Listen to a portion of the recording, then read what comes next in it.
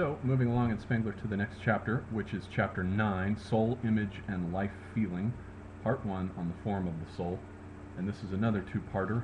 The second one on soul, image, and life feeling, chapter 10, will be on Buddhism, Stoicism, and Socialism, these three forms of nihilism that come in near the end of a culture and begin to exterminate its basic thought formations.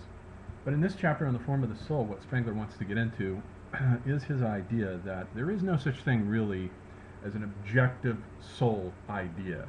Every time a culture talks about the soul, it's really only talking about a projection onto nature, onto the world as nature, the macrocosm, of its own way of understanding nature. It's simply a miniature form of it that it then subjectivizes, miniaturizes, that is, to the human being.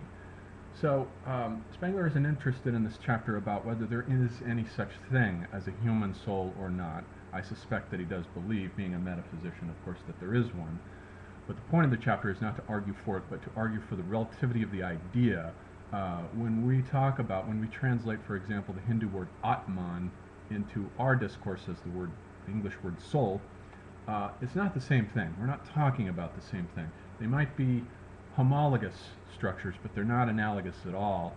The Hindu conception of Atman is of a mysterious aspect, void of qualities except for being, consciousness, and bliss, Sat Chit Ananda, these qualities that it shares in common with the macro soul, Brahman, and the idea is to realize that the Brahman, the macro soul, is incarnate in the individual, but it's not a soul in the sense in which we Westerners would think of a soul as full of all these drives and impulses and the urge to impose the ego over the realm of phenomena. We have a very active, aggressive, almost sadistic soul conception in the West. This constant drive. Spengler says that will is the basic soul idea for the Faustian civilization, whether you think of Nietzsche's will to power or Schopenhauer's world as will and idea. The basic idea is of a will that's dynamic. The soul is a miniature stage of a field of forces that impose itself dynamically on the world and subject the world to itself. This is very consistent actually with Heidegger's analysis of the history of Western metaphysics from Descartes on as a positing of the subject and a forcing of entities, as he calls them, to conform to the subject. Whereas the Greeks, in their early idea, the pre-Socratic idea of phusis, allowed entities themselves to arise forth and reveal themselves as numinous objects of wonder and awe and fascination, and then vanish again. Something you won't find, by the way, in the world picture of a megalopolitan fact man like Gianni Vattimo, who mischaracterizes Heidegger's idea of phusis as simply temporal arising. It isn't that. The late megalopolitan fact man has sterilized from his world picture the idea of numinosity that's basic to Heidegger's whole worldview and to the German worldview in general. This idea of wonder and awe and mystery. And you see Heidegger talking about this in his book on the Beiträge, the basic contributions to philosophy, in the lecture course that's similar to it, called Basic Concepts of Philosophy. So refer to that if you want proof of that differing conception. So the conception of the soul you won't find amongst the Greeks, the idea of the soul having this kind of dynamic will to it. The Greek civilization is more or less a passive civilization. Like the Hindus, in this respect, things are done to the Greek and the Hindu, not the other way around. He says that the Faustians have in common with both the Chinese and the Egyptians a sense of the soul as acting upon nature. So we have these three active civilizations and these two passive civilizations. And everything that's articulated about the dynamics of the soul, whether it's in the philosophers or in the respective cultures' works of literary art, are elucidations of this basic passivity or activity, depending on the culture in question. So if we look at the soul idea as we find it typified in Plato, for instance, we find there that the soul is basically a miniature Olympus, in which Nous, the principle of reason, corresponds to Zeus. He is in the architecture of the soul what Zeus is to the Olympians, so that the soul, notice, translates the earlier religious iconography into a microcosm in the philosophical phase. And Nous is like a charioteer in Plato, harnessing the horses of Thumos and Epinoia. Thumos is the beastly animal nature of the soul, what the human has in common with the animal, and Epinoia is what the human has in common with the vegetal, the mere plant-like urge to exist. And so this model, this tripartite model of the soul, is not something that you will find by contrast, for instance, in the Magian soul conception, which is the conception of a dualistic soul, a pneuma versus a psyche, spirit versus soul. And spirit is of the essence, it comes from God, it's the Holy Spirit, the pneuma, whatever the word is, ruach in Hebrew, nefesh, whatever it is, it's this idea of a truthful spiritual substance that descends into the individual and fills him with divine truth. And when that happens, this is a key thing to understand about the theory of truth in Magian civilization, is that why it's so dogmatic and doctrinaire and so self-certain about its worldview is the whole idea that the spirit doesn't lie, cannot lie, it's of the essence of truth. And a prophet is simply an individual in whom the spirit has descended in a particularly large quantity to such a degree that it has filled him with visions and revelations that cannot be wrong, because they didn't come from him. They didn't come from his psyche, from his error-prone tendency toward evil and sin. They came from the Spirit, and as such, they are truthful revelations. And not only that, but they then therefore bind a community of believers into a group, a consensus, so that the Magian consensus idea, which is everyone believing the same thing, there can be no dissent in this metaphysical model of truth in Magian civilization. And so this consensus idea holds the community together, and it is also the basic nation-form structure of Magian civilization, to be contrasted with the Greek city-state. And in the Greek city-state, consistent with the Greek sense of elimination of the far and the distant, the city-state is that from which you can go up to the Acropolis and look out over the land, and everything that is clearly within the view of the naked physical eye is the city-state. Anything that's too far away from what you can see at the top of the hill of the Acropolis is eliminated. It's not part of the city-state. Again, there's the Greek conception, the classical conception rather, that's consistent with the Greek-Roman need to eliminate distance. These two models should be contrasted then with the Faustian nation-state, which is a very large geographical entity that can expand indefinitely. But both the Greek and the Faustian models note are geographical, whereas the Magian model has no reference whatsoever to geography.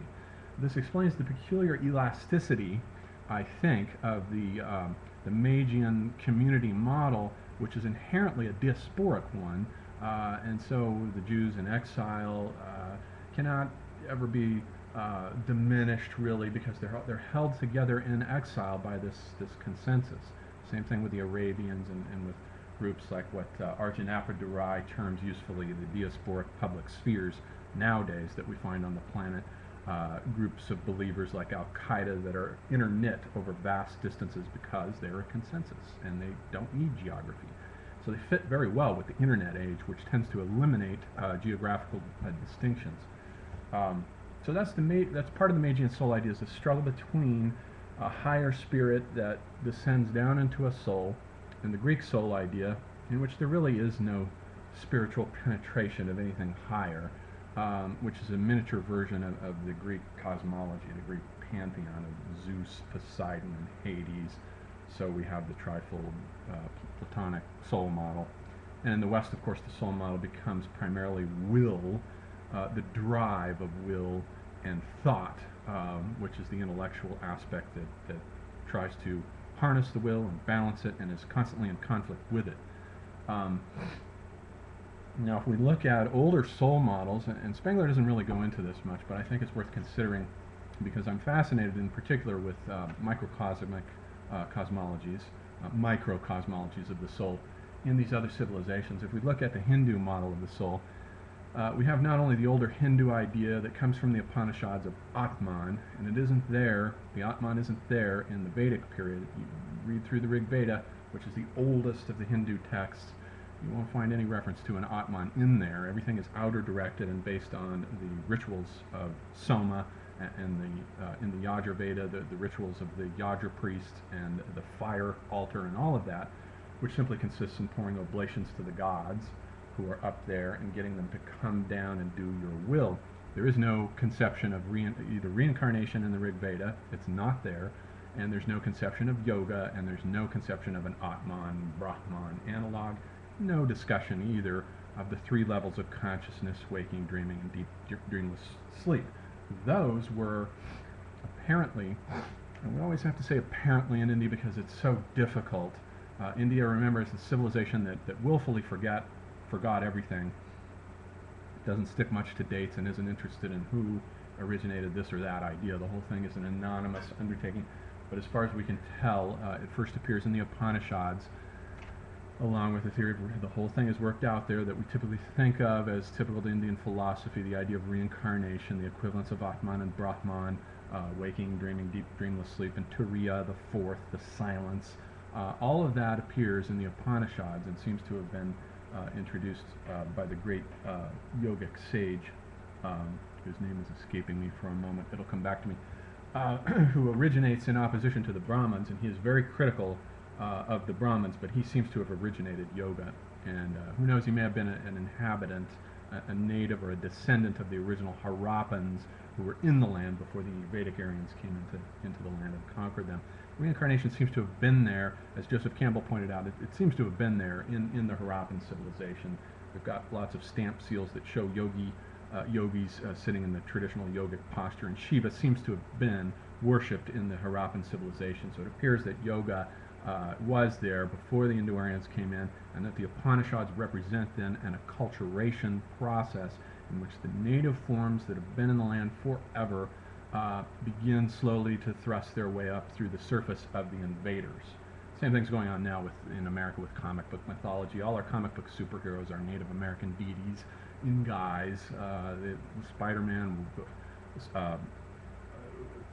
Spider-Woman, Wolverine, Batman in particular, were all Native American myth figures. And therefore, notice too that in that scenario, the comic book creators, the Jack Kirbys and the Stan Lees, didn't know anything about Native American mythology. It's an unconscious process. It's very mysterious how acculturation works. It's simply part of the morphodynamics of the influence of native culture forms because they've been there so long. Sheldrake's theory of morphogenetic fields seems to account for this better, I think, than any rationalist model of actually handing the ideas over to individuals. As Jung pointed out, the skyscrapers, the skylines of American cities do resemble in outline the outline of the Native American pueblo. It's a very similar style formation, and it's completely alien to the European idea of the city, but it's not alien to the Native American idea of the town or village pueblo. So these style formations come up, and it's an organic, non-rational, supra-rational, morphogenetic process that rationalist philosophers of the Jürgen Habermas type aren't going to illuminate for us at all. But Spengler will and does. And so with the point I wanted to get to then is the later Hindu model of the soul, the Vedantic model of the soul, is the model that's been popularized by New Agers as the model of the sheaths, especially of the Ken Wilber type, is the model of the sheaths in which the soul is regarded as a jewel in the center of a lotus. The lotus unfolds its petals, and there's the soul, in this case the jiva. The jiva comes from Jainism, or the purusha, which comes from Sankhya. And both of those soul ideas are different from the Atman idea, which does not have a reincarnating ability. The Atman does not reincarnate. It's the jiva or the purusha that reincarnates, the subtle body. And here we find it at the center of the lotus. And so the Hindu model of the soul is to be imagined as opening up, and then you get the first sheath, what's called the Anandamaya kosha, the sheath made of bliss, rapture, this blissful energy that brings the plants up out of the soil. Everything that exists, as Goethe well knew, is the life joy, as he says in his poetry, that streams through the living of all things. That's the Anandamaya kosha.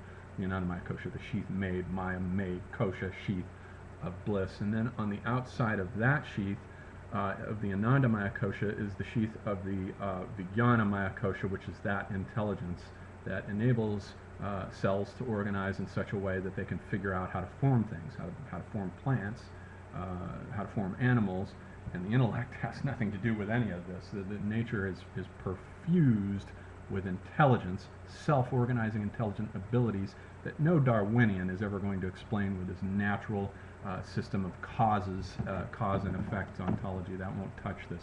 That just skids over the surface of this kind of mysterious process.